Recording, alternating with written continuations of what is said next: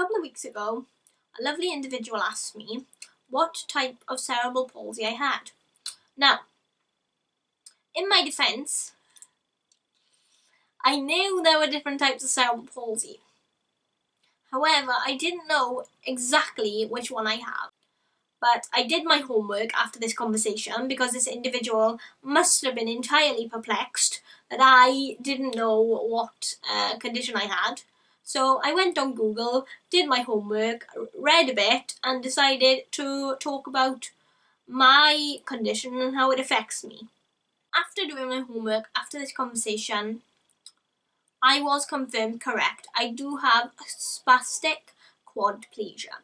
What this means is, the spastic element basically means that my muscles are tight. I'm quite stiff in any movement that I do, in contrast to being quite floppy. So basically, when I move my legs, the muscles are quite stiff and tight, which means that obviously I need to do physiotherapy to loosen them up and to make everything a little bit easier. And quadplegia means that cerebral palsy affects all my 4 limbs. However, my legs are affected more so than my arms, hence the need for my wheelchair. I was meant to be born in June, but obviously, being the impatient person that I am still to this day, I decided to grace the world on the 21st of March. Yeah, I was born early and small, which are all characteristics of having cerebral palsy. Cerebral palsy happens when your brain is starved of oxygen at birth, among other things. My brain was starved of oxygen at birth for 3 seconds. I am very lucky that it was only 3 seconds. I am also very lucky that cerebral palsy only affects the fact that I cannot walk.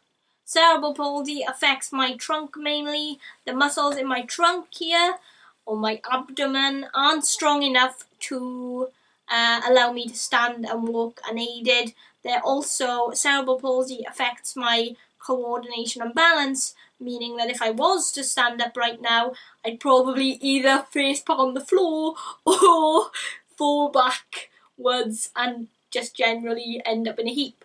So this wheelchair comes in handy.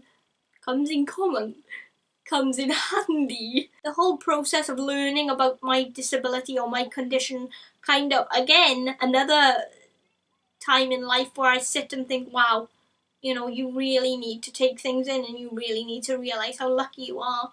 Lucky is the word I would describe how I felt when I was learning more about it, because there are so many things that I could be afflicted with that I'm not, and that just makes me so very happy and so very privileged to be who I am again, and only be, wheelchair bound in the grand scheme of things. Also, I can give you a little bit of a funny outlook into my childhood, I suppose.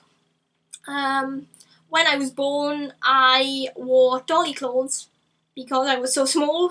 Being 3'2", nothing fitted me. So my mum told me that she used to get my clothes from the market, and I also used to wear clothes that kids' dolls wear, like Baby Annabelle, Baby Belle, Baby Annabelle and Baby Vaughan.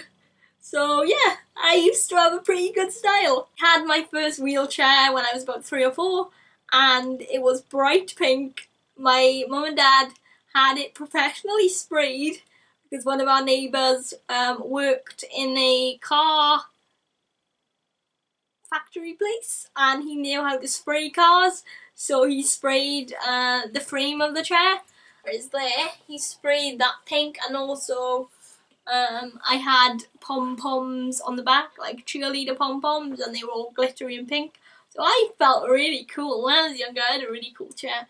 And my parents always used to encourage me to design my chair and make it something of my own, because they always used to say, it's something you wear every day, it's an extension of you.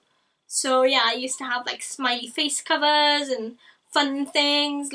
I used to have these bells, not bells, but these beads on the wheels, whereby where I used to push, it used to go doo-doo-doo. So my mum and dad knew what I was at all times. I just wanted to say that I made this channel especially after learning about cerebral palsy and the fact that, you know, it can really affect people quite badly and quite severely, in that they can't talk and they can't verbalise what they're thinking and they can't communicate. If there's anybody watching this with cerebral palsy, that kind of thinks, you know, I want Emily to talk about something, I want Emily to help me out with this, please just comment down below, or get a loved one to comment down below, and I'll talk about anything you want me to.